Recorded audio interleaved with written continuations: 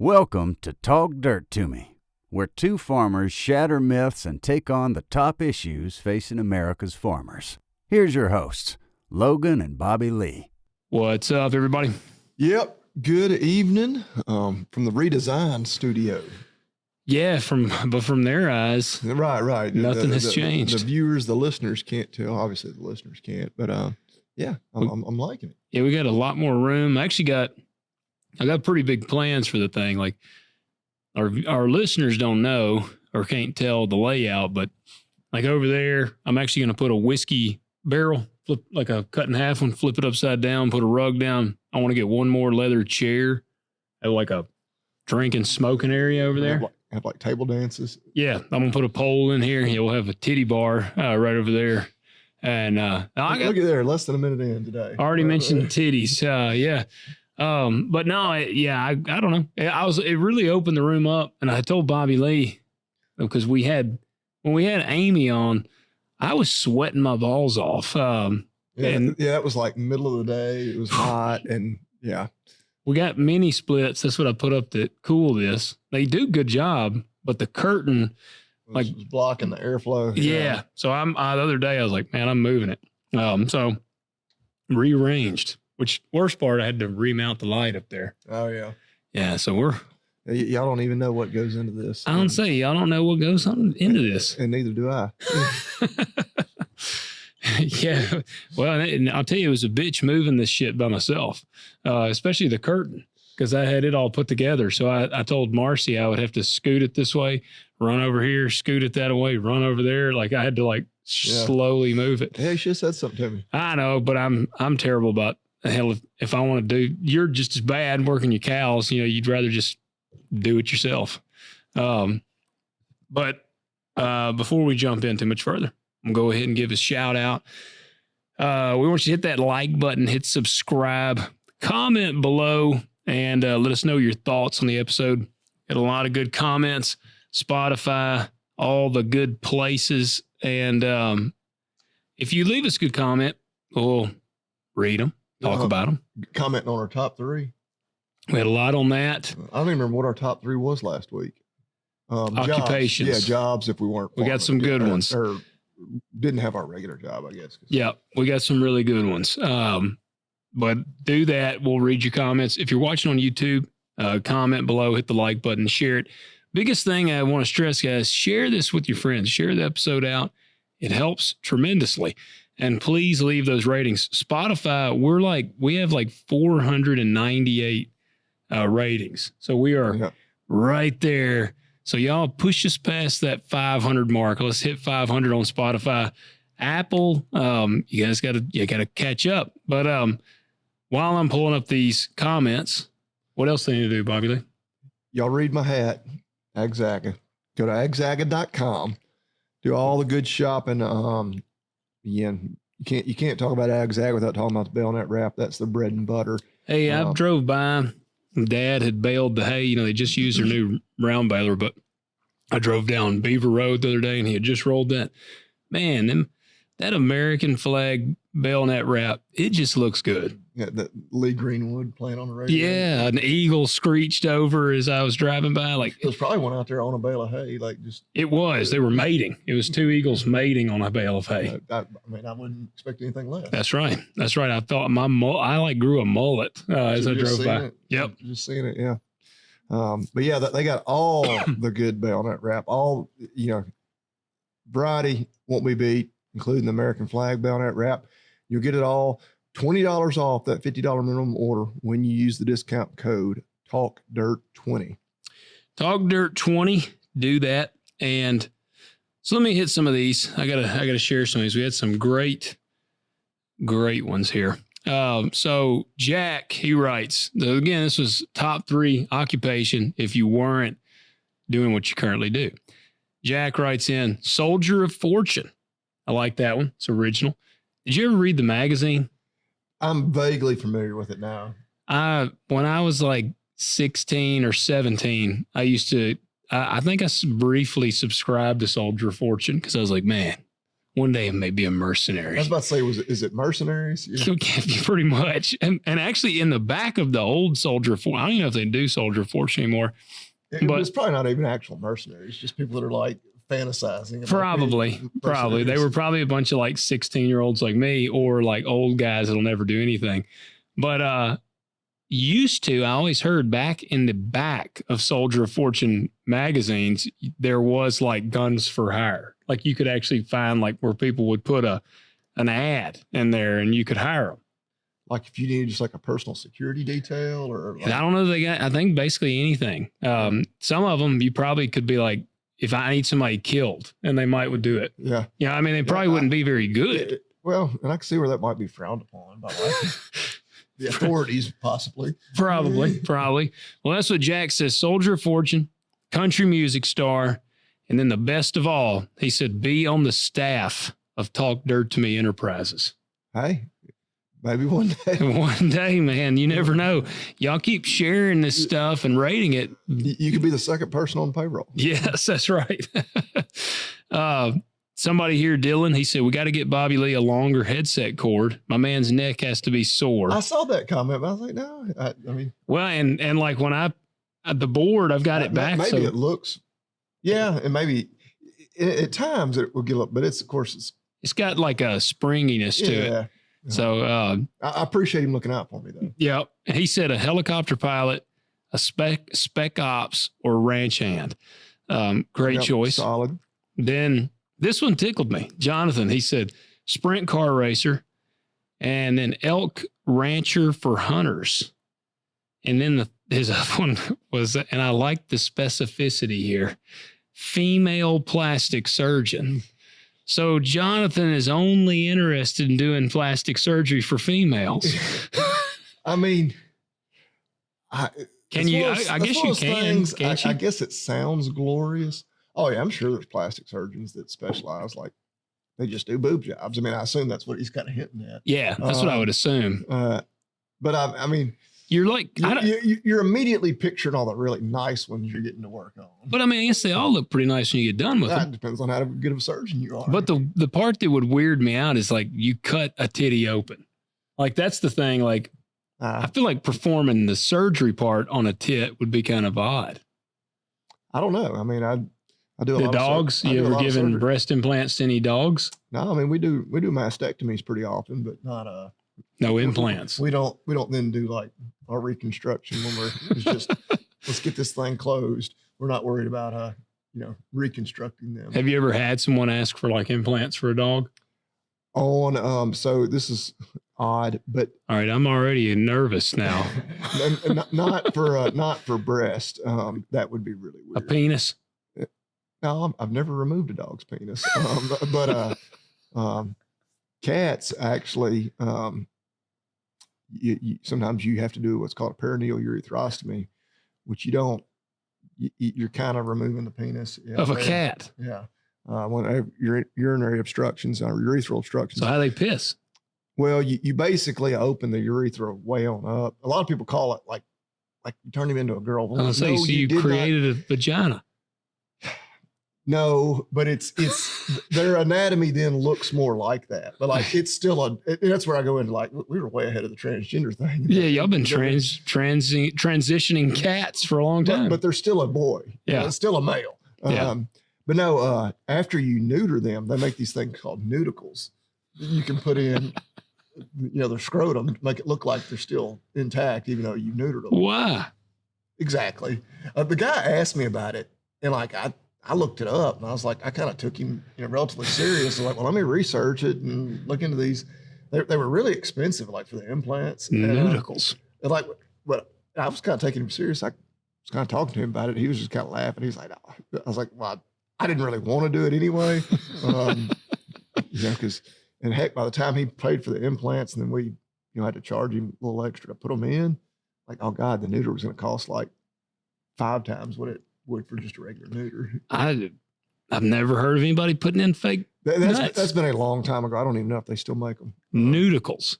I'll look that up. Wow. Well, there you go. So Jonathan, I like your aspirations.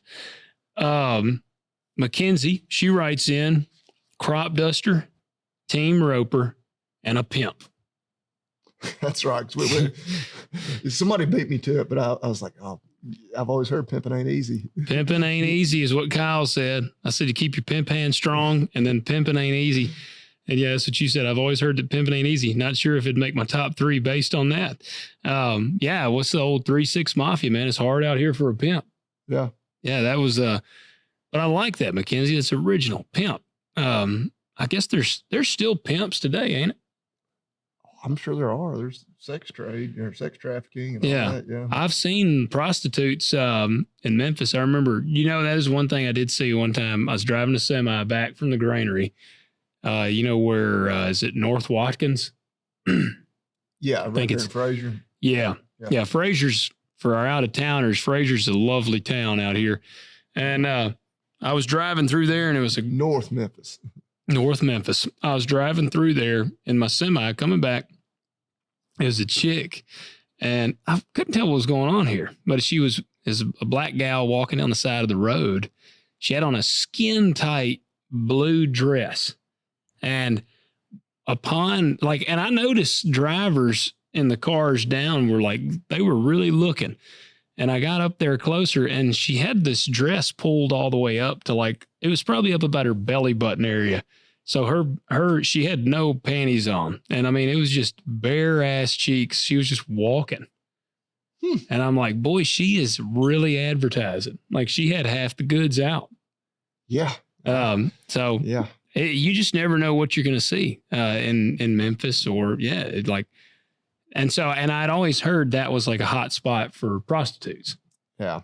Oh, so, but I didn't see a dude with a big hat with a feather in it sitting, sitting somewhere over there watching with his cane. Yeah. Don't they usually have a cane too? I mean, it seems like that's the way it's been portrayed, in pop culture. But that's the pimp. That's the pimp, the Mackenzie that I'm picturing. You got to have the hat with the feather in it. Lily, she said NASCAR firefighter backpacking guide. I like that. She said, great episode. I listened to this while fertilizing, in quotations. She was probably spraying some glyphosate. She might have been. Yep. All right. Guys, we appreciate that. We're about to get into some more because we actually got some questions here that are not that I want to talk about glyphosate, but I actually had a patient today, and it was sick, which it was actually, I think it's going to be just fine. They were like, how did they come up with it? They're like, what's that chemical that's super carcinogenic? And I knew what they were, but she couldn't think of the word. And so I wouldn't say it. I was like, most of the yard chemicals are really safe, I was like, paraquat, or gramoxone is really bad, but it's not usually residential use. That's probably. You're like, it'd be dead already if that's what it was. Well, but she was like, yeah, Roundup. And I was like, actually that one's pretty darn safe. Yeah. What'd she say? One that's just terrible. I forget the exact words, but she said it's either incredibly carcinogenic or terribly carcinogenic. So anyway, that I can go the rest of the night without about glyphosate. Yeah, that would have tickled me. I'd have had a hard time keeping a straight face on that one. All right, so question for Bobby Lee. With screwworm, and that's going to be, I'll go ahead and let you guys know, we're going to be discussing some screwworm tonight because the shit just continues to hit the fan. Yeah, I guess to update everybody, obviously last week when we were recording was when the news kind of broke, on Wednesday night. And since then, they found, I don't know how many cases we're up to, but it's in 2 or 3 states now, I think. Didn't it get into somebody's dog? I think in New Mexico there was a dog, but I think Corbett was actually talking about that this morning on Feeder Flash. I think the dog had actually been in Mexico itself. Drinking cervezas. Probably so. So this was a stray dog, or was it somebody's family dog? No. If they knew where it had been, they must have just been traveling with it. And so I don't know. Again, as a veterinarian, I probably should be way more plugged in, but it's been found nowhere near us yet. Now I'm at the point where I'm like, all right, this is it could very easily be a problem I'm dealing with here. Well, before we get too deep into it, let me hit these. Baylor writes in, question for Bobby Lee. With screwworm officially, you answered it on here, but I want to answer it on air. With screwworm officially in the U.S., and the effects on the cattle market, what changes do you expect to see in prices for the near future? We have a commercial cow-calf operation in upstate South Carolina and have a group of weaning age calves. Should we bite the bullet and send them to the sale barn or take time to get them weaned and started on a little feed? Yes, I remember him saying. He said, just looking to get the most out of them, obviously, but don't want to wait around and see prices tank. Thanks. I don't think prices are going to tank. I think that the market was a little unsure what to do, like into last week. Because to me, just when you look at the fundamentals, which the fundamentals have been incredibly bullish for the last couple of years, or year and a half anyway, this should only be more bullish news because that's what I'm thinking. Even though it shouldn't cause an incredible amount of mortality in cattle, the morbidity is a big deal. It's gonna, it's just another factor affecting our already, tight cattle numbers. Yeah. And so, it's bullish because the border is not going to open to imported cattle from Mexico anytime soon. Which actually was funny. Corporate also reported Mexico is now no longer allowing American beef to export. I saw that live cattle. It's like that's kind of funny. Yeah. I mean, not that I would assume there weren't a lot of cattle going that direction anyway. Maybe like some breeding animals. Somebody buying breeding bulls, take it, whatever. But it's like, okay. I did see where they shut it down. I feel like they kind of did that just to be like, yeah.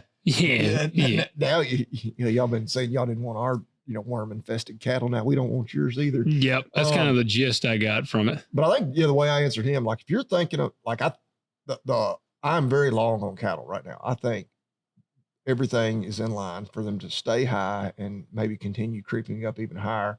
So if I was weaning calves today, I would go ahead and hold them for 45 days. Talk to your local sale barn, and whatnot. Ask them like, hey, what do you guys? And that's what I did with mine. The last group, I guess, that I sold last week. I text my guy at the sale barn and asked him, say, hey, I got these, and he's like, well, wean them at least 45 days. Either sell them straight off the cow or get them weaned at least 45 days. Have 2 rounds of shots in them. Have them pretty much. They've had everything, all the bells and whistles. They're ready to go because it should pay off right now. Now nobody knows. I mean, something wild could happen in the market. Tank for one of these black swan events, but I think for the most part, I'm very bullish on the cattle for the foreseeable future. Yeah, there you go. Well, guys, we do appreciate all your questions and your comments on Spotify. We had quite a few other people comment their career of choice things, and they were really good. So we appreciate that. Keep it going. Y'all been kicking ass on Spotify. The comments there have pretty much just taken over. So we got a few questions I wanted to get to. We actually had one, I feel bad. This was a while back, and he actually was asking us an opinion. I'm sure he's probably already had to deal with this by now. All right, I'll start back. This was in April. Jackson writes in, hey, Logan and Bobby Lee, I'm a 17-year-old dairy farmer in East Tennessee. We milk 250 cows with 4 robots. And also the other interviewer from the Real News No Bullshit page on, they were one of the other people that they went to. When the Real News guys came out here and talked to me, they went to the dairy. So this is the dairy they went to. Cool. He said, I love the podcast. Listen every Friday morning when I am milking and sipping coffee. I have a question for Logan. What is your crop rotation strategies? Thanks, Jackson. Hey man, that's awesome, dude. I think I remember seeing y'all on there. Hope things are picked up a little bit in the dairy industry there. We're glad to see that, dairy guys, we're going to have a dairy guy on here soon because it's just a world that's pretty cool to me. But crop rotation strategies. Well, I want to tell you, it's pretty boring. I have a pretty simple crop rotation strategy. I like the old acronym KISS. Yep. Keep it simple, stupid. And I like to, for the most part, I grow corn and soybeans. Now I do cover crops in the fall. So that I used to grow wheat pretty regularly. And since I got more heavily into the cover cropping, I don't do near the wheat. I haven't grown wheat in multiple years now. keep kicking around the idea. I got a few contracts that are about to expire on the cover crops, and I've been kicking around the idea of maybe growing some wheat for next year.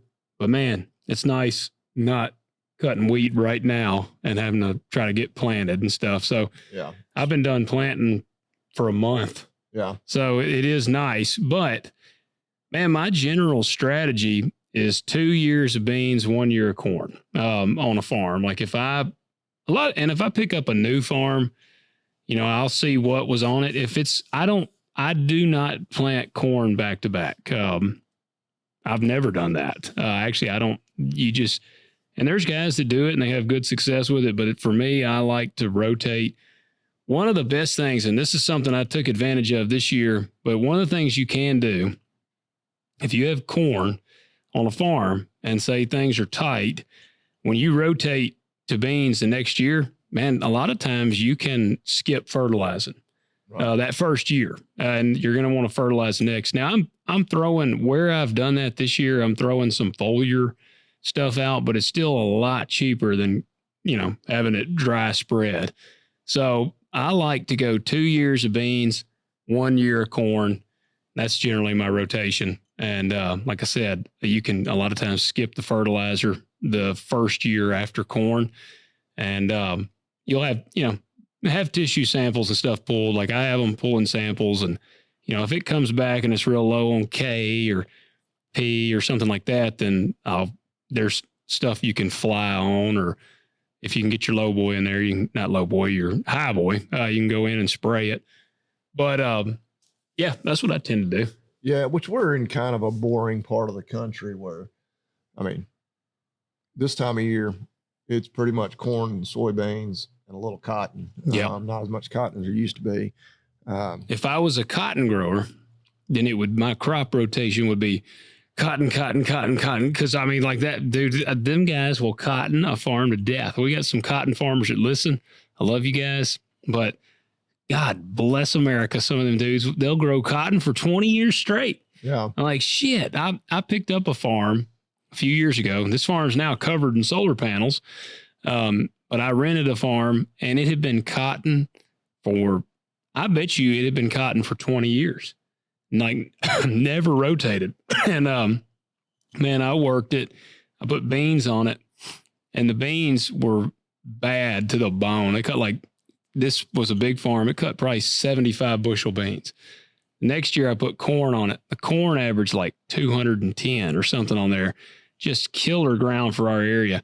And, a lot of it is because it had just been, it was just ready to be freaking rotated. Yeah. Well, it's, you know, when you get into, because there's a little canola around here now. Yeah. Just within the last year or two. And then the wheat, but we don't have, nobody's growing oats around here in the wintertime. Very little. I probably have some of the thickest oats of anybody around here. Crop, yeah. But very little milo these days. Yeah. You get into some other parts of the country where they've got a dozen different, potential crops they'll grow. But for the most part, during the warm season around here, it's corn, soybeans, or cotton. Yeah. And we've shared before, because we've had people write in and be like, man, y'all talk about how bad prices are on corn and soybean stuff. Why don't you grow something else? It's like, well, I'd love to. But I got to have a place to sell it. Yeah. And that's when we grew milo, it was one of those just crazy years where the granaries suddenly were like, hey, we need some milo. Yeah, there was a demand for it. Which, we talked to the gentleman from Pulse about doing the pulses and how that could potentially make sense in our area, because a lot of their crop ends up in East Tennessee for bushes. It may be something they should look into. Yeah. I don't know what kind of, Jackson, that may be something seriously to consider, pulses. Yeah, it'd be right in their backyard. They're already in East Tennessee. Yep. You'd be in Bush's baked beans, basically, is what they work with bushes. And so, appreciate you writing in, man. It's cool to have a fellow real news, no bullshitter on here. It's a great page. I'll give them a shout out. If you guys are on Instagram and you want truly just the most unbiased news you can find, real news, no bullshit on Instagram. They're awesome. John that runs that, he's a beast. So check him out. All right, let's see here. Richard writes in. I think this might be the one. I feel bad after I read it. I was like, oh, shit. He probably would have liked to have had us answer this a while back. So, Richard, sorry, but he wrote back in April. Hey, guys, got a bit of a long-winded one here. I recently disced up and planted a sunflower patch for dove season, and Little Red, my 40-horse case, and the junkiest 3-point disc on the face of the earth kind of surprised me. So I got a wild hair up my ass that I'm going to put in a couple 3 to 5 acre plots this fall. Okay, well, this fall. So with something to bring in the deer and for the cows to munch on, then next spring plant some Bermuda grass. When I spray whatever's left over from the fall planting and to kill weeds, do I need to wait a while before putting down the grass seed? Or can I start disking and putting down grass seed within a few days or so? Bobby Lee, I hope little UT shows up for you a little better this season. Oh, man. Last year wasn't terrible. I mean, the end of the year wasn't really what we wanted, but I think we'll be all right. Got a veteran offensive line to protect whoever our young quarterback is going to be, and the defense is going to have to be better. I mean, just statistically, it will be better. I'm fairly confident. But yeah. Well, there you go. All right. So let me make sure I understand here good. So you're going to put in a couple 3 to 5 acre plots this fall with something to bring in the deer for the cows to munch on. Next spring, plant some Bermuda grass. When I spray whatever's left over, from the fall planting and to kill the weeds, do I need to wait a while before putting down the grass seed? No. If you're gonna, so and like when and it's been a while since I was a teenager the last time we established any new Bermuda grass fields, but we always tilled that ground and sprigged it, using an actual Bermuda grass sprigger. Yeah, they finally sold that damn thing. Yeah. But I can remember actually even before that, they bought sprigs, and I'm pretty sure I'd have to ask our dads. But I can vaguely remember we had all the sprigs in the back of a bob truck, and we just spread them like by hand out of the truck. And then they brought in like actually, I'm pretty sure it's the cultipacker that's down at my farm now. Yeah, with all it was like a one row cultipacker. I don't know. It's I don't know what row you consider. It's 10 or 12 feet wide. No, but it's not. Like, so, some cultipackers have like a row here and then a row here. This one, isn't it just one single row? No, it's 2. Is it 2? Yeah. Okay, I thought which one, how big is it? You said 10 to 12 foot? Yeah, I mean, it's wider than the tractor. Yeah. Oh, I'm thinking of a little thing then. I don't remember where I saw. Oh, no, the thing I'm thinking about is it's actually back in the weeds behind the birdhouse. I know it. Well, and this one was in the weeds. It had to like literally cut the trees out, and it had a broken axle, and it's either got a bearing down or another broken axle now. Like I barely got over my 20 acres and had another problem with it. But I used it when I planted teff. I got you. But yeah. Well, I'm reading this as like, here's what I'm thinking. I know Bermuda. I started a little Bermuda from seed. I did in my yard. I did too, and it is so slow. Yeah, it is super slow. Which I would reach out to like your extension agent or somebody in your area that has more specific experience with it. When I did just my yard, I got a buddy who does a lot of turf grass stuff, and he steered me pretty well. Yeah, we sowed it down, and pretty much what he told me was, he's like, you need sprinklers on timers because you want to get it just a little wet. It's like the sprinklers run for like 10 minutes. Yeah, just get it damp. You don't want it just soaking wet. But it needs to do that like 7 or 8 times during the day. Like, oh shit, yeah.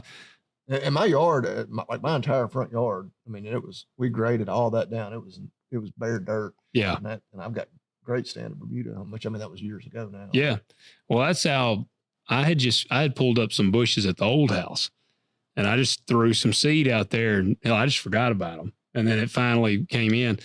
But what I do, like, I'll tell you.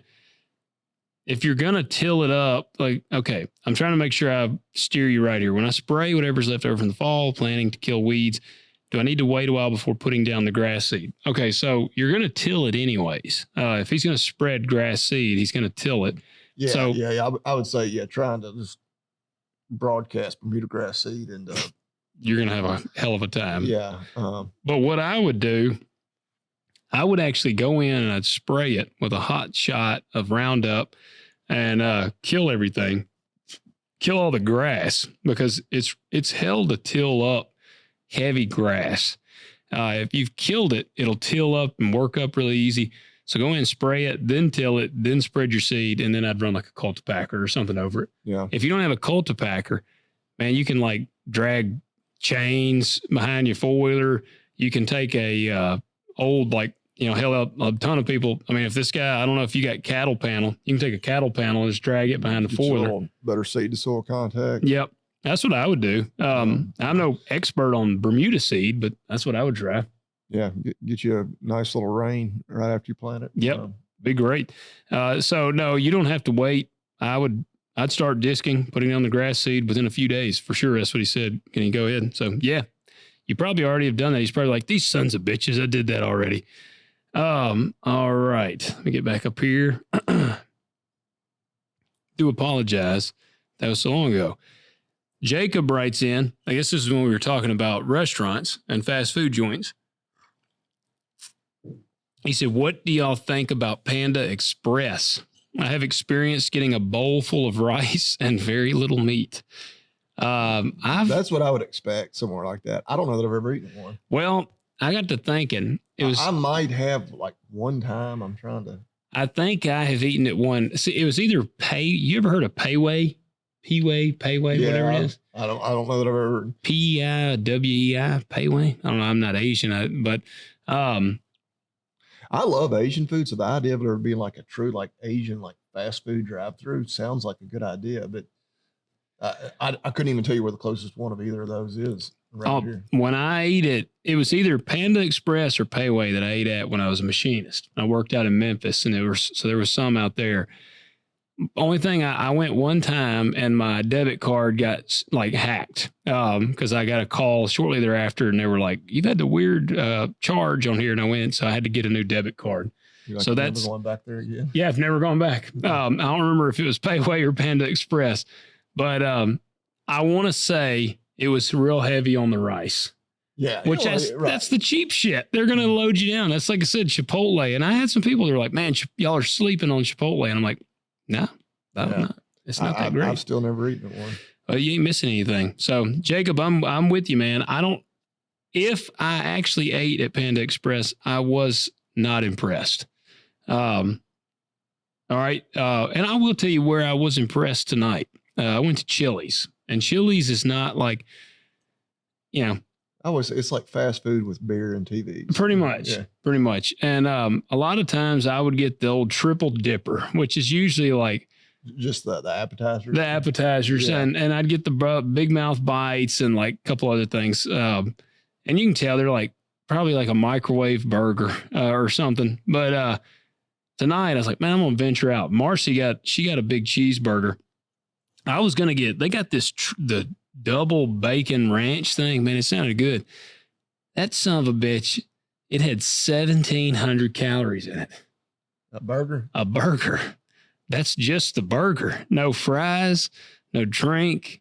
I got to figuring up roughly, and I'm not like a crazy nutrition guy, but I just saw the number and I was like, God bless it. And I told Marcy, because we got some appetizer, I said, if I had gotten that, by the time I ate the appetizer, drank a sweet tea, and it came with fries, and ate fries and that burger, I bet you I would be consuming about 3,000 calories. Yeah. I mean, I was like, damn.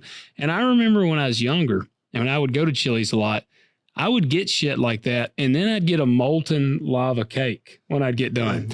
And I told her, I was like, look up a molten cake. And it was like 1,300 calories. Yeah. So I'm like, I guarantee you. You had like a 5,000 calories. Oh, shit. Yeah. I guarantee you I was walking out of there eating 5,000 calories. And then I'd be like, oh, shit. I feel like crap. And I'm like, no wonder. I just ate 2 days worth of food in a sitting. But I got the smokehouse combo, and it was, I got the brisket quesadilla. It's pretty damn good. Yeah. And then I got, it came with jalapeno cheddar smoked sausage. Yeah. And then some That's fries and some mac and cheese. And I didn't eat the macaroni and cheese. And I ate a few of the fries, but like the brisket quesadilla, I was like, I'm gonna get something different. I never get that. And I love cheese and and peppers and stuff in my smoked sausage. It's good, man. So I will give a shout out to Chili's on that. Oh yeah, Chili's is fine. When we first got that one in Millington, I remember like some people that went, like they were expected to like be like a steakhouse. I'm like, no, y'all have never been to a Chili's. Like, it's like a TGI Fridays or something like that. Like, I mean, nothing wrong with it, but you got to have your expectations set appropriately. Yes. Two for one beers, like that's what they have. 2 for 1 beers and bar food. That's what they hang their hat. I was gonna say it's really like it's it's just a bar. It's a nicer bar, kind of thing. But it's a little watering hole. Yep. All right. Will writes in, Bobby. Called you Bobby. I've been called worse. With the IE. I've still been called worse. I was watching the last episode of your channel. Now, for reference, this was May 2nd, so it's been a little while back. One thing you may consider on your water gap is plastic drums. Yeah. You'll have to drill a hole in one end for the cable to run through, and on the other end, use the existing hole. The barrels will float up and down, usually stay upright. So actually, I'm sure you have our dads, we've used those before. Yeah, we actually, and I've got a water gap on that farm that's used metal barrels where they weld it on, like little eyes to run your cable through. Yeah. So the barrel's still completely, watertight. Yeah. Oh yeah. Yeah. There's, depending on how fancy you want to get with it. Yeah. That was back right whenever I was having trouble. The cows were getting out in the creek, and I thought I'd had it. Yeah. Cattle proof several times, and they had gotten trained to it. Yeah. They're like, no, we're getting out here. Yeah. Well, I know we had run a cable or something through some barrels. I can remember back over there where I used to live. But then like every now and then we get one of them bad storms and a tree or something would come down the creek and it would hit them and jack everything up. Cause we had actually even taken, if I remember right, Dad actually, me and him were back there one day. We had tied wooden posts, like big posts, to the bottom of a panel. Yeah. That's pretty much what I had. Yeah. Yeah. We had that on there, and it worked great until you'd get something big that would like snag it or something. Yeah. But yeah, I think I've seen the cable going through the barrels. But yeah, I figured you probably had some of that. Yep. All right. Appreciate that, Will. Clay writes in, if you guys need another good made in America product, I would recommend Modern Ag Equipment. Unless y'all have used them in the past and I missed it, they manufacture agricultural equipment in Beaumont, Texas. I have a few of their products and really like them. Well-built equipment. Appreciate that, Clay. Are you looking them up? Yeah. Okay. I was going to say, I don't know that offhand, I'm not recognizing Modern Ag Equipment. What kind of stuff do they make? Make sure this is the right one. You said Beaumont, Texas. Mm-hmm. It said Modern Ag Equipment. Well, it doesn't say where they are.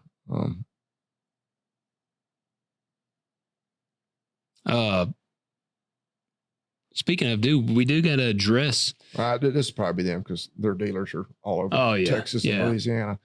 Okay, products. Looks like rotary cutters, hydraulic cutters, landscape and construction equipment, hay equipment that make bale spears. Yeah, all kinds of stuff. Gotcha. Okay. Grapples, box blades, tillers, aerators. Yeah, like make some big old like bat wing clippers. Oh yeah, that's about. Hey, they look good, man. I like that 20-footer there. Yeah, 20-foot, man, be a beast. Looks good. I like that silver and black or whatever that scheme is. Yeah, I'm like Batman. Does it come in black? That's how I want everything. Yeah, there you go. Modern Ag Equipment. Check them out. We do gotta address something. So we've had quite a few people message us and comment and stuff, and they're like, Bobby Lee, where the hell did you go? And on YouTube. And I'll have a new video coming out tomorrow. Oh, you are putting one out? Yeah. it wasn't a real long one. I just had a lot of stuff going on, and kind of reprioritized, and I don't know, the YouTube thing, it just, because you start doing it, like I never really thought I'd get to 40,000 subscribers. But then once you do, you're like, well, I want to get to 100,000. And you always say it's a marathon, not a sprint. Yeah. Like it's slow, but I've also, the rate of growth of my channel like plateaued off so hard. I'm like, at the rate that it's growing in terms of subscribers right now, like I'll be like 150 years old before I get to 100,000. And not that there's anything super magical about 100,000. It's just, it's a milestone. Personal goal. Yeah. And I get a little direct deposit, every month, and it's not. And you say it's like 15,000 a month or something? Yeah. It's not life-changing money or anything like that. No, it's not near that. You can take off a zero and cut it in half, and then you're about there. They always say like it didn't pay the bills. It would pay a bill here and there. Yeah. But I don't know. I actually had enough people. Ran into a guy actually at the ball tournament this past week. He's like, "You the guy I see on YouTube?" And I was like, "Yeah." But yeah, I've been getting more and more people been messaging me like, "Hey, everything all right?" And I'm like, "Yeah." And I kind of thought, maybe I'm going to go start doing a lot more shorts videos, but I don't know. It's kind of not really my style. Yeah. I do too much rambling to fit all that in a 3-minute video.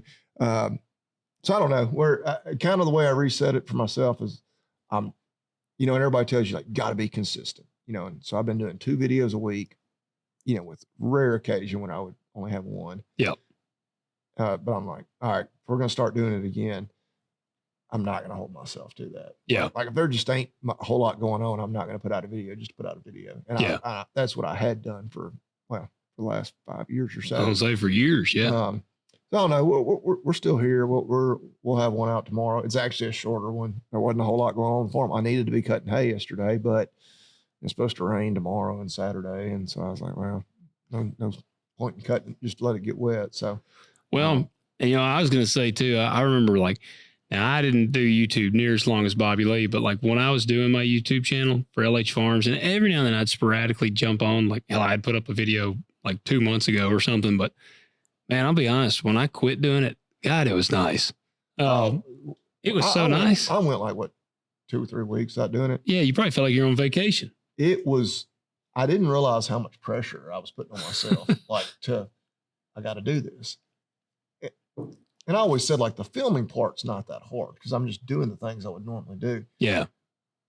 But then whenever I wasn't doing it, I was like, yeah, it kind of was a pain in the ass to have to always, all right, got to set up a camera here. Right, let me grab the camera. Like, and half time I'd get down to the barn, I wouldn't have shit. I'd have to walk back to the house.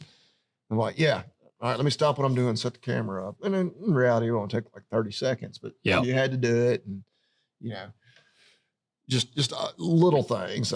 Make sure I don't do anything just completely goofy where people are going to clown on me. Or anything like that. And there for a few days, I was like, man, this is so just freeing. Yeah. I'm not doing this, but I don't know.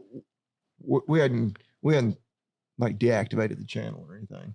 Then I was like, well, that little bit of money I've been getting every month, that does legitimately help pay some bills. Yeah. So when I really factor in how much time I spend on it, it's probably your hourly pay is probably not great, but still it's money. Oh yeah. Well, and that's what I had seen, because I saw your shorts you had put up where you were addressing like, hey, I'm just kind of reprioritizing, figuring this out. And I saw it had like a ton of comments on it. Everybody's like, don't go, and I was like, there you go. He ain't going to go nowhere. He's going to keep making videos. But I was like, I bet he is enjoying a little bit of a break. It was nice. Like for people, I was like, wow, it's a little bit humbling when people are like, man, where'd you go? And yeah, if they had commented and were like, thank God this guy quit. Like that would probably be like, oh, well, shit. Well, all right. Well, I'm not getting back on there. But yeah, I think people don't. I had a guy, I don't remember. So I'd run into somewhere and he listens to the podcast. He was like, man, he was just like, man, I appreciate y'all doing the show. He's like, man, people don't realize like how much, he said, y'all have never missed an episode. And we haven't. Yeah. In 4 years? I'm getting close to 5. Yeah, 5 years, because October 2021 is when we started. And he was like, "You've never missed an episode." He was like, "Man, he said, that's like dedication." He said, "That takes a lot of effort." I'm like, "It does." I mean, and like, we talk about BSing and we have fun and cut up, but like, we gotta have topics. We gotta have conversation stuff to talk about. And, there's been times like, hell, one of us has been sick. And so then we'll just have to record remotely, or like somebody's out of town. So then we have to record multiple in a week. Like, it's a lot that goes into the media stuff. Yeah. But I mean, both of us, I think we can comfortably say, like, man, we believe in the show. And I think it is a good thing. When I went and did that keynote speech that scared the shit out of me, I told them on there, like, I still do firmly believe that public perception of farmers is a sleeping giant in the country. And I think that it is slowly waking up. Yeah. And we're seeing that. And so, for years, I had this conversation with he's a buddy of ours that's in the ag media world. I don't know, a couple of weeks ago. And we were just talking about, because you see all the comments like, these damn farmers, you're getting what you voted for and all this stuff. And, man, that stuff is just exhausting, reading all the time. And that's what me and this dude's really successful in the ag sphere. And he was like, man, he said, it does make me want to just get a flip phone, get off of all media, and like just go farm. And well, that was one of the big things. Of course, you were mentioning on Screwworm, which people that follow us on YouTube, you've seen some of the shorts videos or Instagram reels, or I guess I'm not on TikTok, but we are on TikTok. Yeah. We're talking about Screwworm. I guess maybe it was one of those first videos I did. Where it was the first one from episode 230. A common comment was pretty much blaming it on Trump and Elon and Doge because of all the cuts they had at the USDA, which that is factually correct. Like they slashed the USDA. They got rid of a bunch of non-essential people, just like they did to a bunch of other government, areas of waste. Yeah. That did not have any impact on Screwworm, in my opinion. And I think really when you look at the facts, it had nothing to do with Screwworm. First of all, the Screwworm was making its way. It got past that Darien Gap in was it 22? End of 23, early 24. Gotcha. Which was, Trump didn't take office until January of 25. Yeah. And so that was kind of the critical point. It's been coming north ever since. The border, they closed the border. We never stopped releasing the sterile flies. And kind of the point of my videos is like, and it's just, these are left-wing lunatics that they just hate Trump. Well, they hate Trump, and then they hate farmers because they know that 90% of us voted for Trump. Yeah. And so anytime anything is wrong in the ag world, they're like, well, you voted for this. Yeah. I think they jerk off to like any bad news about agriculture. Yeah. And just, they can't wait to say, well, you're getting what you deserve because you voted for Trump. Yeah. But it's just, it's not based in any kind of fact here. And actually several people have pointed out, which the whole point of the second video I did was like, life finds a way. Yeah. He put on his Jeff Goldblum jacket and you were like, there it is. How does he say it? You got to quote it like Jeff Goldblum. He goes, there it is. And then he goes through the whole speech like, life finds a way. Spielberg, he's going to call you for the next one. Yep. But, and really, and again, my point was, you don't always have to blame somebody for something. Because I'm bad about doing that in my personal life and my just day to day, Who do you blame often? Anybody I can. If it's at the office, I'm going to blame, if your assistant. If the schedule is effed up, I'm blaming the receptionist. If I get bit, I'm blaming my assistant. Yeah, should have held the dog better. Yeah, I blame my brother. Whoever. Everybody's catching stray blame. Yeah. At home, you blame your spouse, blame the kids. Damn, kids won't behave. They won't clean up. But it's sometimes like, hey, you probably need to look at yourself, look in the mirror. Yeah. Or sometimes shit happens. Yeah. But I don't think it's a coincidence that this pest that was in South America, we pushed it back that far, migrated north right at the same time where we had an open border policy. And it wasn't the Mexicans that were coming in. It's like Corporal Hall would always say, it's like, all the Mexicans that have wanted to get in the U.S. have come anyways. Were here a long time ago. Yeah. But it was all these people like out of like South and Central America that were all of a sudden, I mean, they were literally just, there's a mass migration up through the country to our southern border. Like, and a lot of them were bringing animals with them.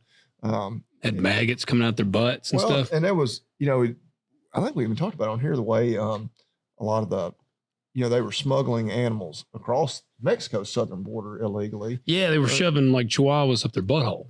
I don't know about that, but gerbils. Gerbil. Richard Gere was one of them. Has he been in South America lately? Somebody needs to check on him. Is he still alive? I ain't heard nothing about him since the gerbling thing. I really hadn't heard nothing. It took us less than a minute to talk about titties, and it only took us till about 50 minutes to go totally off the rails. Back to gerbling. But anyway, like, and actually there was some other veterinarians that were pointing out, like, actually, if you really want to toss around some blame, because they actually increased funding to the sterile fly release program. And so now the USDA, in my opinion, Brooke Rollins has handled it perfect. I don't think it was a Vilsack issue before her.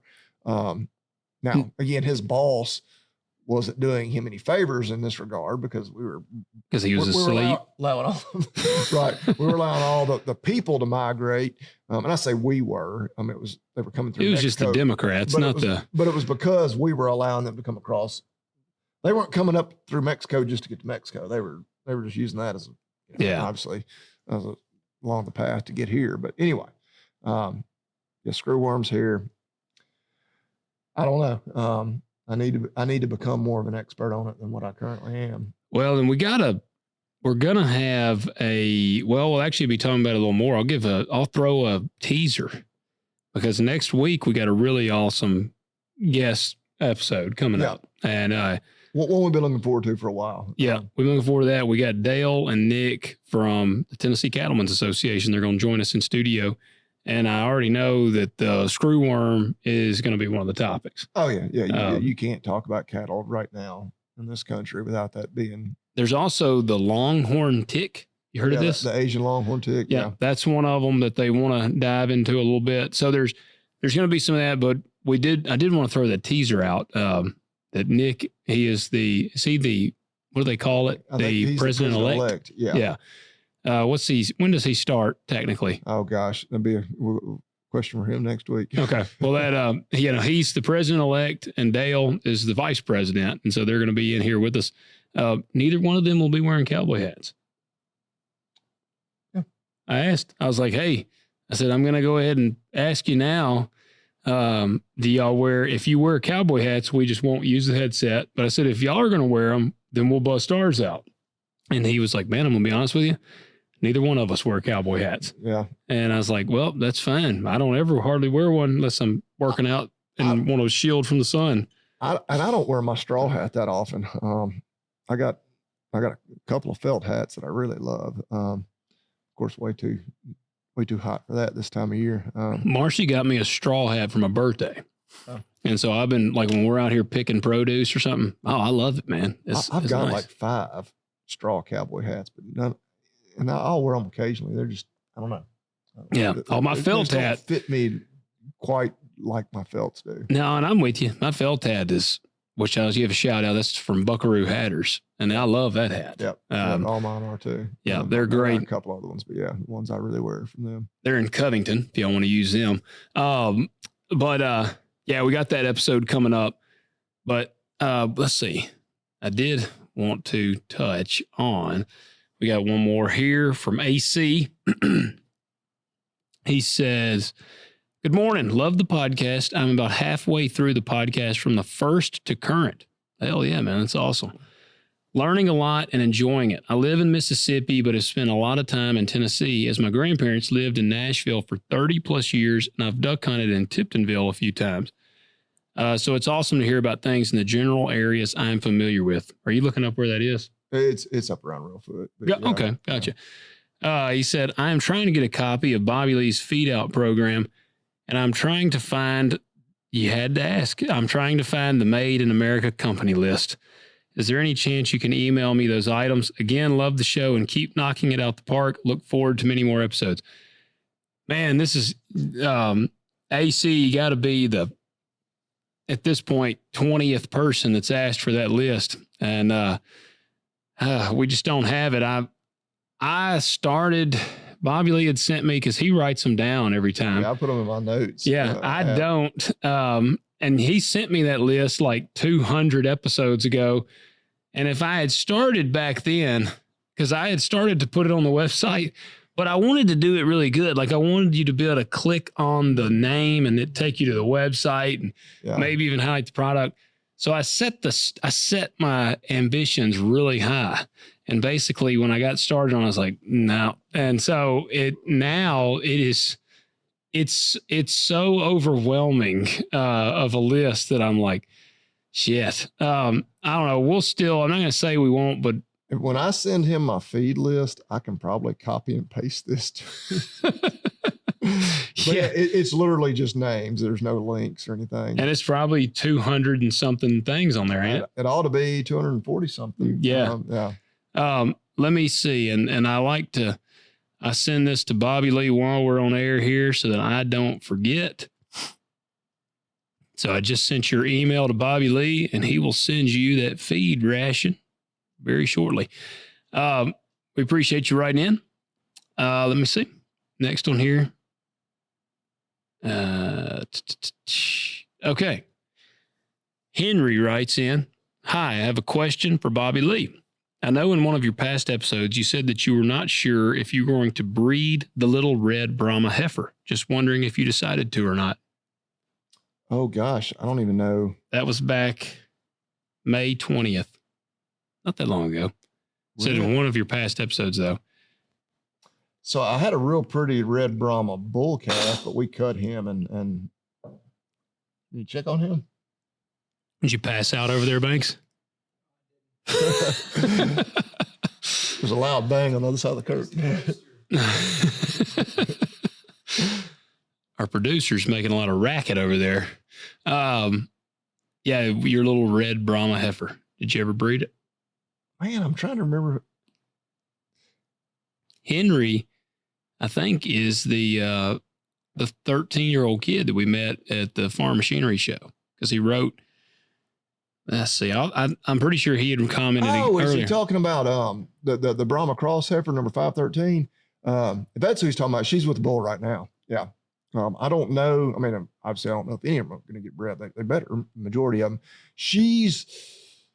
She might be that's who he's talking about. Yeah, she's like the friendliest heifer. Like every time I feed them, like I'm going to scratch her back or. Gotcha. A lot of times she's trying to get in a feed bucket and I'm trying to fill it up, and so I'm actually cussing her and swinging a feed bucket at her to tell her to get back. But no, I'm hoping she'll get bred. She's kind of one of those that even if she doesn't, I might make a sentimental decision to kill her. To hang on to her. But yeah. Well, Bobby Lee. Yeah, that's who he's talking about. I'm sorry. Yeah, number 513. Yeah. Gotcha. Appreciate you, Henry. And I swear he's wrote in again. It's another one, and I think he said he's the young guy we met up in Louisville. Yeah, I think so. Appreciate you, Henry. And so we got another one here. Andrew writes in, Logan and Bobby Lee, love listening every week, fellas. I have a question for Bobby Lee. And a lot of cattle guys tune in tonight. I see you feed whole corn to your stocker steers. I've heard everyone say you can't do that because they don't get any value from it unless it's cracked or rolled, etc. Okay. Why do you feed whole corn, and why is it okay to do? So, and I don't usually feed it very much. Bobby Lee does because he doesn't give a shit about his cattle. And I'm splitting hairs here. I don't really feed it to my stockers.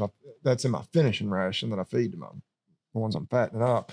Now I had some corn left over this year once we, killed all those steers. And so I did, just because I had some corn I need to get rid of. Yeah. I was mixing and getting rid of some of it to my weaned calves.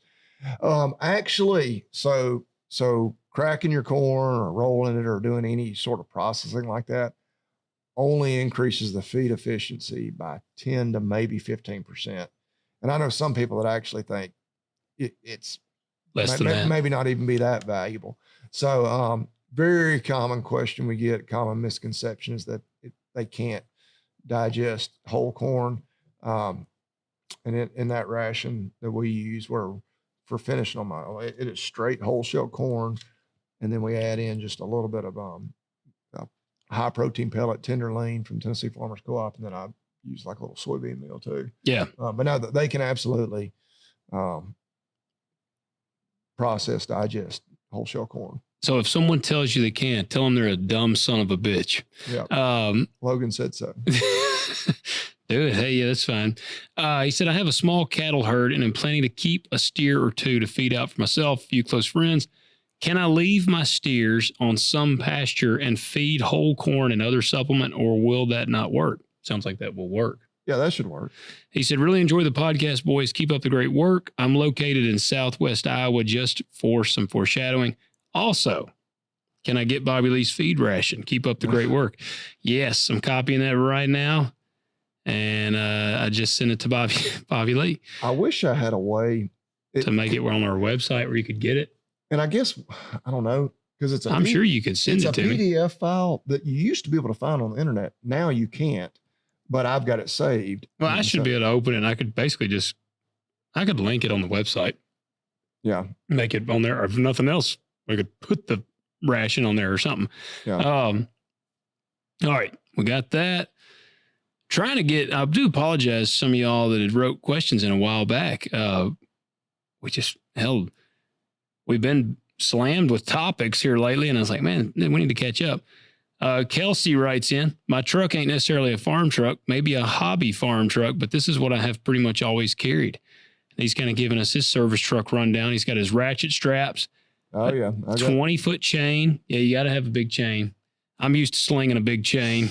3/4 inch impact.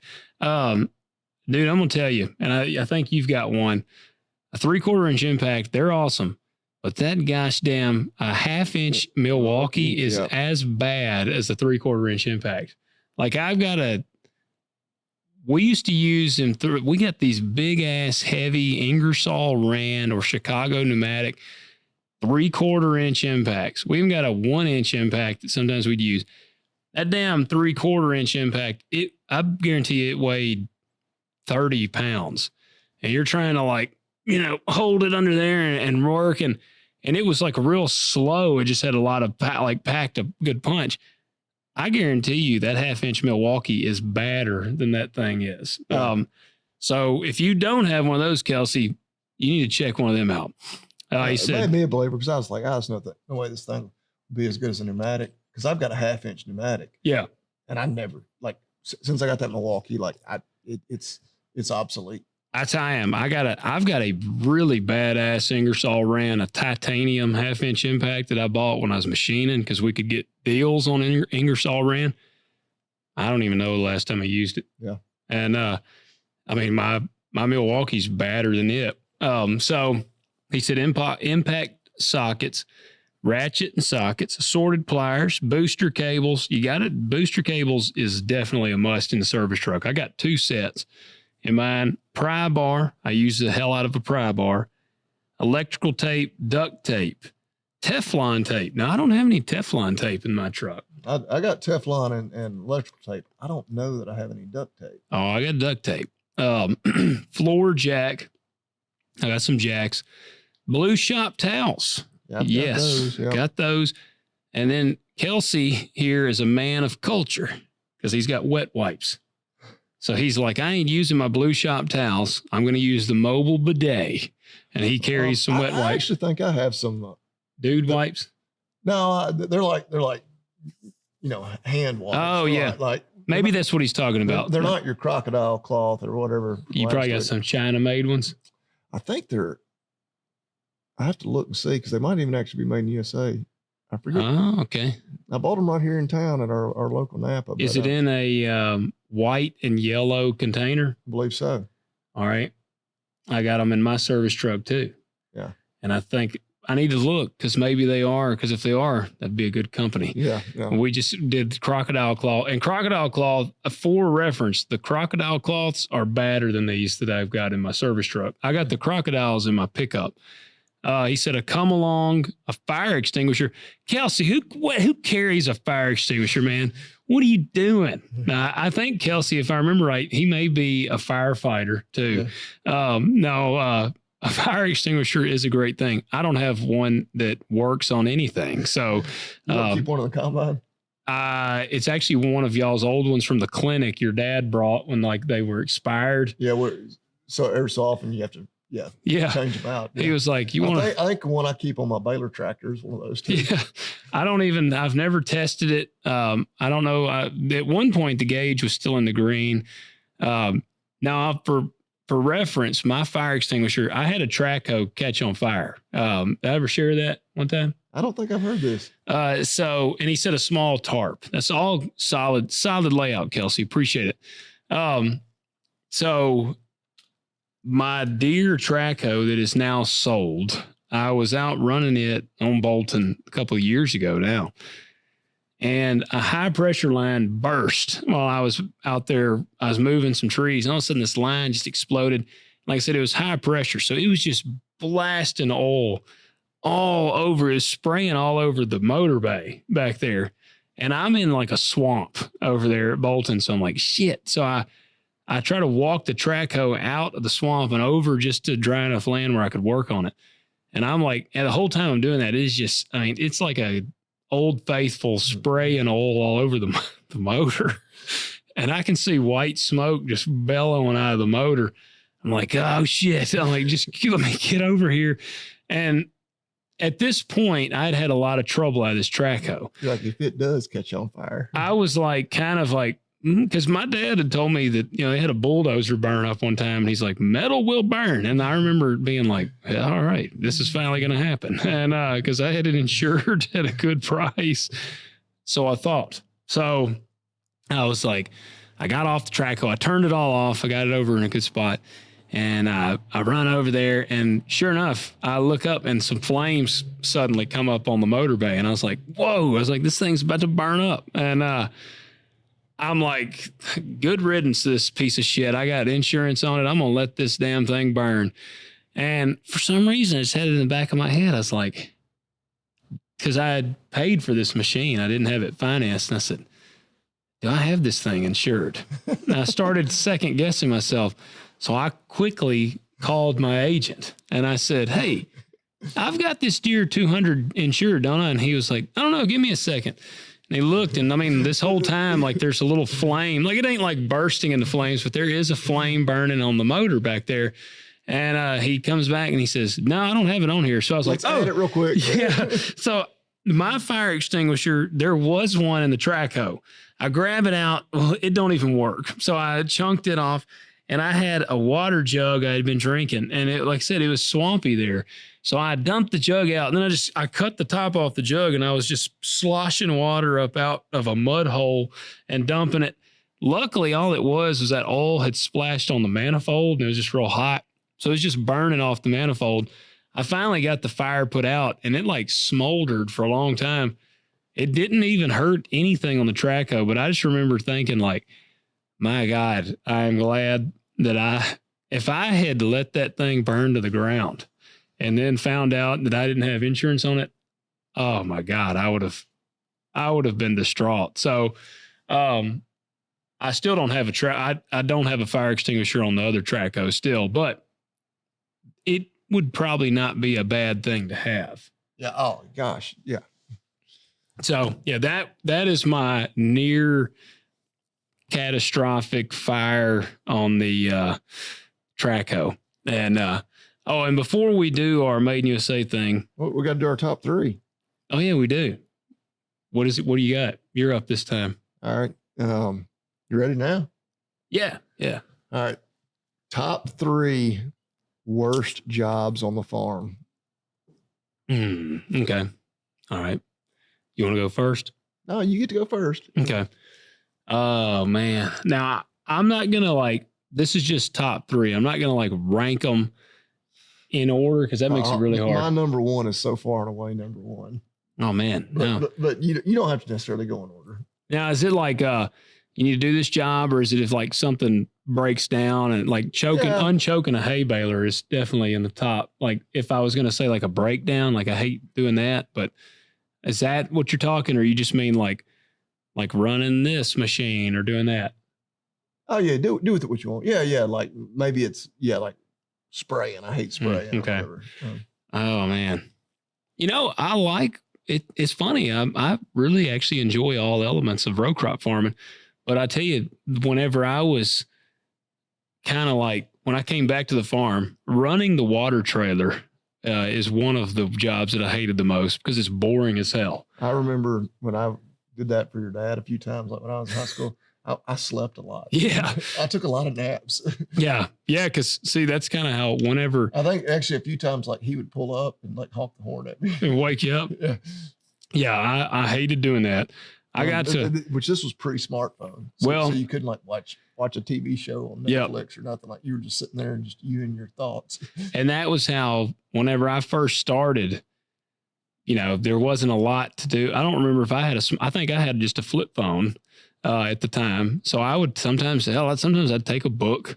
Yeah. I remember taking I got the archery block. I used to take the archery block and I'd set it in the field and practice shooting my bow while he would be doing that. Because it was boring as crap. But that one is one of the top 3 for me. Oh man, other top worst jobs of the farm, man. I'll tell you what is light years ahead of everything for me. Doing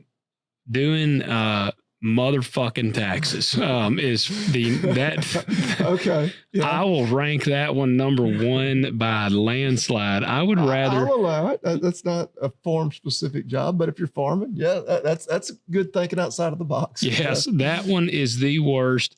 As a matter of fact, I still ain't done mine. I did an extension and my agent actually reached out like 2 weeks ago. I was like, hey, I really need your tax stuff. I'm like, yeah, I know. So that is number 1 for me.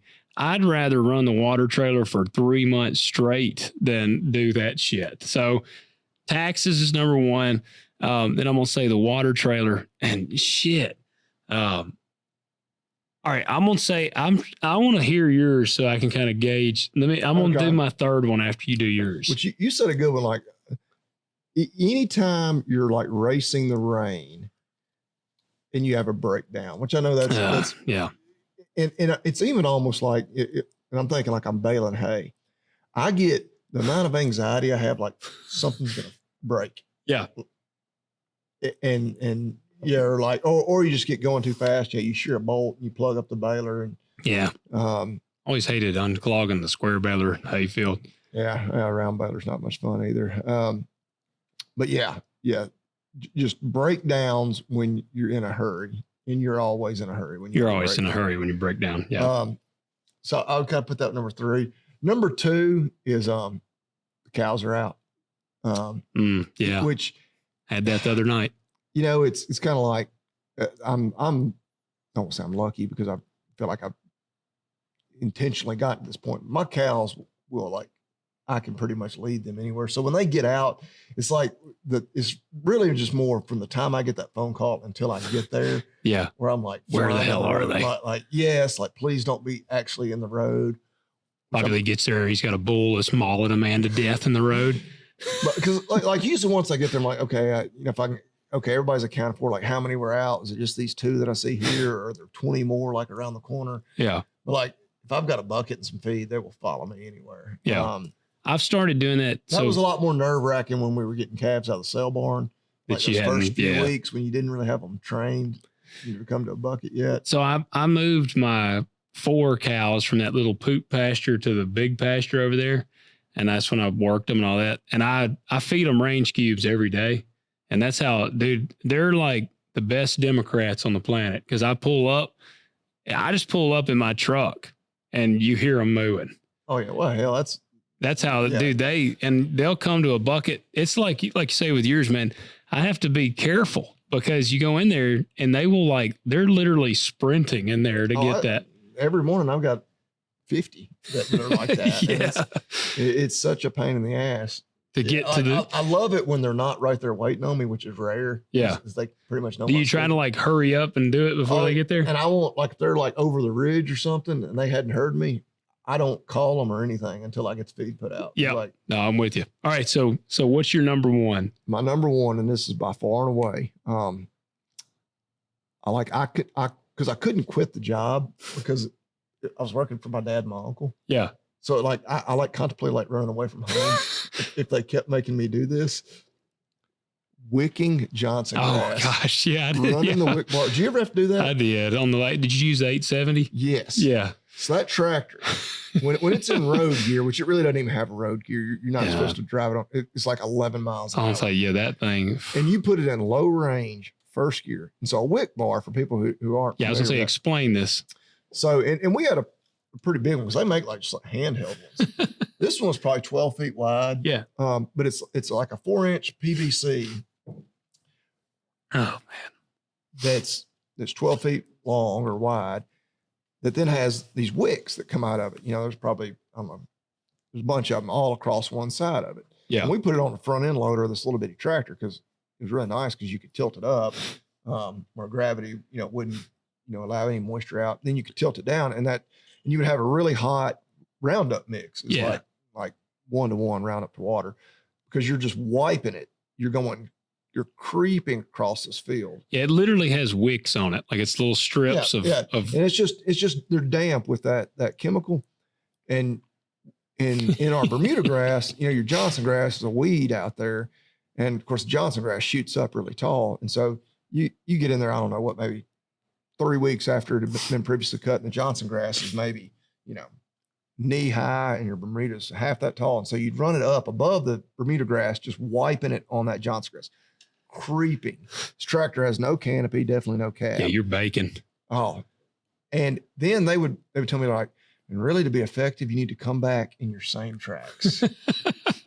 So you would double up. I only did it like maybe 2 times. I only did it on one farm, but it's the biggest block of ground they had for. Was it the Rose farm? Yes. Yeah. It's 40 acres Bermuda grass, which of course you're only having to hit the spots that had really bad Johnson grass, but it was essentially 80 acres because you had to double up. Man. This was long before AirPods or anything. Yeah. There's open stations. Just couldn't listen to that 870 per. Oh my God. I hate to, like, sometimes when I'm bitching and moaning about shit I've had to do, I feel like a little bitch, but like, I hated that. Yeah. Like hated it. All right. Well, all right. If we're going that, even going to go with like older school. It's something I don't. I have not done that in 2020, maybe. I don't know if I was probably still in high school. It's probably been 25 years ago. All right. Well, then that gives me, I wanted to hear yours so I could kind of get my juices going here. My last one would be loading wheat straw bales in a van trailer. Yeah, that's a pretty good one. That one, because, especially when it's like, it's always super hot. And I always felt like I wished I had we'd be baling wheat straw like right now, like this time of year, early to mid-June. And then van trailers is what you think. It's just a closed-in thing. The air is thick. I remember when we'd get done doing that, you'd go blow your nose. It would just be black as shit. Yeah, because that straw is dusty as hell. And every now and then we'd put on those dust masks, but then you're like getting hot as hell and you can't breathe. So eventually you just take them off. So you're just eating that shit. Oh, and when you get done, you're black. Yeah. Like... Yeah. And you're right. I guarantee you, if the heat index was 100 outside, in that van trailer, it's 120. Yeah. Like you could feel your pulse in your head. And sometimes we would try to do it like at night, but even still. Yeah, that one is what I'd go with. That's pretty terrible. I kind of thought about it, I was like, I could do just like in the old days we had to, we picked up throw the bales. Whether it was wheat straw or Bermuda grass, every bale that got picked up out of the field. We ran bale wagons sometimes, depending on, but we pretty much only did that on farms where we had storage on the farm. But otherwise, we picked every single bale up by hand. And I always kind of, in a weird way, I kind of enjoyed it because I was like, I'm manly out. Yeah. And it was kind of a social event too, because it was you'd have your buddies come. Yeah, it was a bunch of people out there, and so it wasn't just absolutely awful. And it's funny too because. It's funny that I choose wheat straw versus hay because the hay is a hell of a lot heavier. Yeah, wheat straw's light. But it's so damn dirty. That was the thing whenever you're putting it in there, the air is just, it is black. A combine gets black harvesting wheat. And so, man, that would be mine. A frustrating honorable mention. You mentioned the 870. When we first got the bale accumulator, I'm going to bitch a little bit about that bale accumulator. I remember when they first got it, I had to pull the bale accumulator with the little 870 tractor. And yeah, like you said, it's open cab. But pulling the bale accumulator, I'm running 3 miles an hour. And that might have been a problem. It does better if you have a little more ground speed. Well, and it also, now they've put like a board on it. Yeah. When you first got it, you're kind of getting the kinks worked out of it, getting everything adjusted on it just right, for the type of hay and how heavy it is, make it. Well, that one, pulling that. This is a ground driven bale accumulator. Yes. There's all different kinds. Yeah. You drive. Actually, I've used it the last few years. Dad actually puts it on another little tractor he's got now. Yeah. It's hydrostatic one. Yeah. Yeah. And it's actually kind of find it pretty rewarding.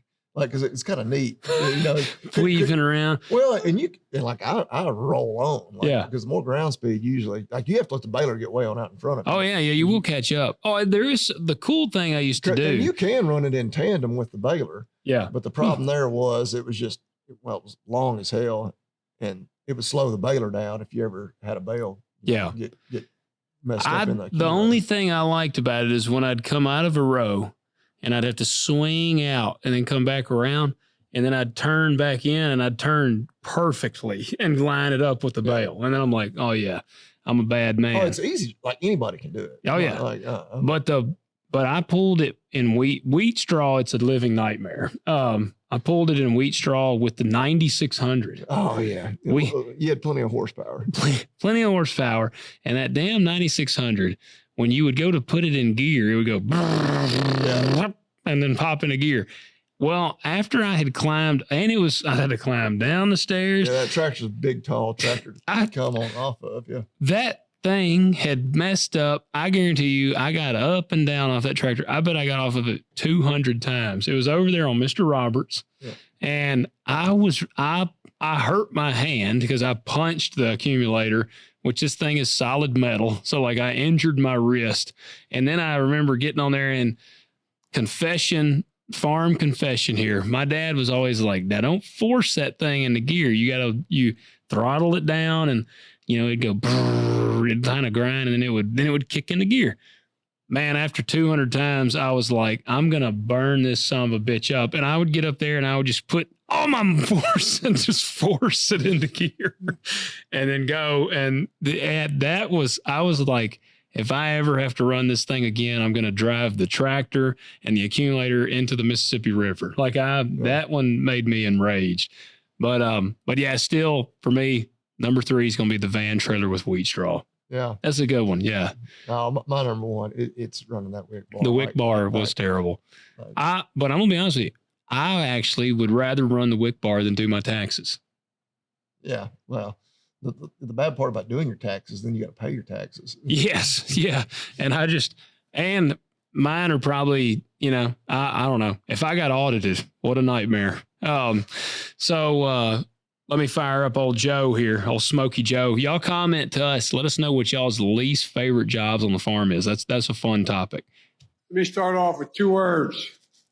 Made in America. All right, made in America. What do you got? So I actually, just because we've already mentioned it tonight, but I also did say that I haven't ever used it, but it's just too perfect because it is made in USA.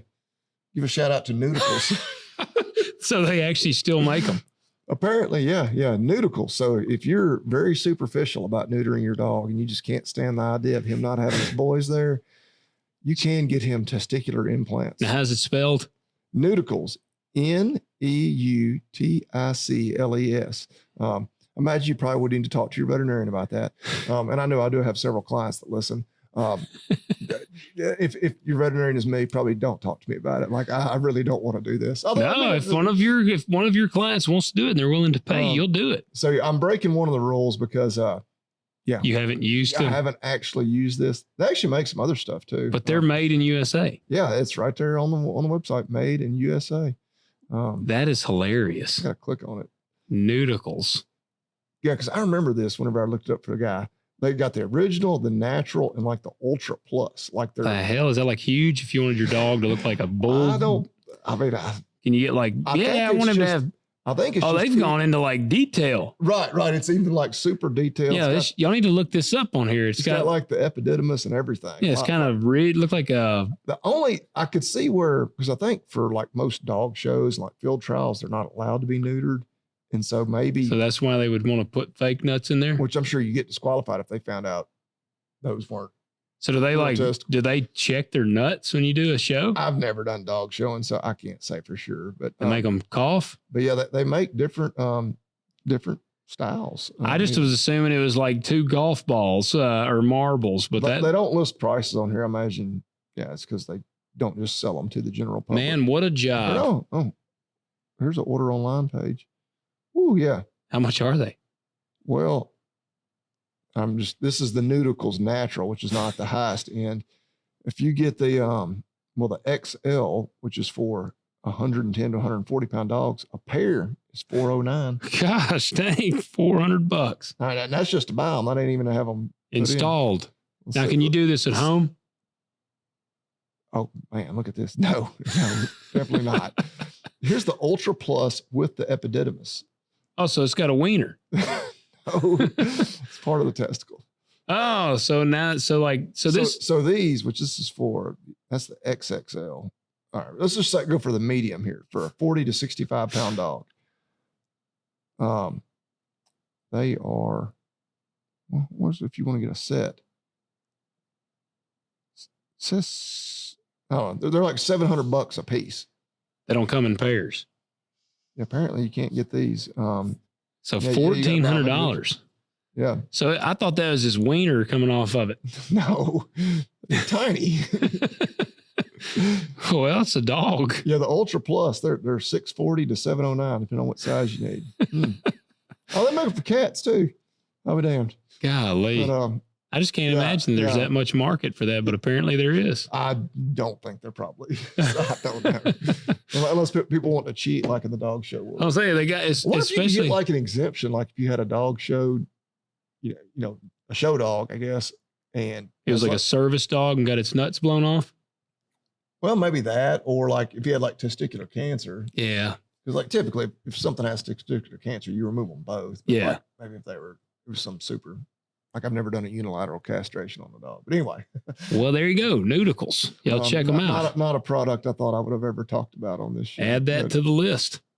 There you go, guys. If you don't want your dog or cat to feel like less of a man, then if you're wanting to do the responsible thing for them and get them neutered, but don't want them to be I guess don't want to hurt their manhood, self-conscious about it, get them a set. Yeah, but I don't recommend it. Yeah, that's my official veterinary stance. Oh no, you're recommending it right now. No, I'm just promoting the fact that it's made in USA. Guys, if you're gonna put in a testicular implant, it might as well be one made. Oh yeah, use USA made. Don't give him no Chinese balls. Oh God, yeah. All the Could you imagine you get into there? Yeah, and they'd probably be tiny. You know. Guys, we appreciate y'all tuning in. We do ask that you leave us a rating and review on everywhere you listen. And if you listen on Apple, still go leave us a Spotify review. If you listen on Spotify, go leave us an Apple review. We're going to be scheming up. I mean, everybody needs to listen on every platform. You do. You need to listen here YouTube, and go. Listen to it on Apple. Yeah, that's true. That's very true. If you're dedicated. Yeah. We will be scheming up. I feel like we ought to do something like a giveaway for like 4th of July. Freedom. We need to do like a freedom giveaway. $250. Oh yeah. Well, man, wouldn't that be cool if it landed? It isn't going to, I don't think, but it's going to be close. $250. Oh yeah. On our 250th episode. Yeah. That'd be pretty cool. Maybe that's what we'll do. Because this is America's 250th birthday. Speaking of, UFC 250 is this weekend. Is that the one they're doing at the White House? You know, my mom just got back from DC. She got to see them setting it up. Yeah. It's pretty awesome. So, but guys, we do ask you leave us those ratings and reviews, comment on here, and reach out to us. If you got questions you want me or Bobby Lee to answer about anything, reach out to us. You can go to talkdirtpodcast.com, contact page, submit your question. You can submit it on Spotify or YouTube or anywhere else. And what else? Hey, World Cup's going on too. Started today. Where's that? U.S., Canada, and that's all hosting football. Football. No, it's soccer. when the U.S. is hosting it, it's soccer. Yeah, because I did see it was like the Europeans. It said the Europeans can't comprehend America because like an eagle flew over the. Well, when they had the friendly match at Auburn, Yeah, there's a couple of like European people, and I'm sure they're using it to build up their social media platform. They're like going different. Like they went to like Buc-ee's. Yeah, they're like, this isn't unbelievable. And yeah, like they went to a Waffle House. Yeah, just enjoying America. I'm like, they could go to like a nice restaurant. Oh man, no, they got to really get the American experience. If somebody pointed out, they're like, they went to Waffle House and didn't see a fight, so that they really didn't. They need to go at 2 a.m. Yeah. Hey, before you do the last thing, I do want to point out this is specifically for our Tennessee folks. Here is some dates. Farm Bureau sent me this to give a shout out. So the Republican and Democratic candidates for Tennessee's 5th, 6th, and 9th congressional districts, they're going to be having forums, and anybody you can go attend. The 6th congressional forum is Monday, June 15th, from 9 a.m. to 11:30. Contessa Farms. You should probably be able to look this up.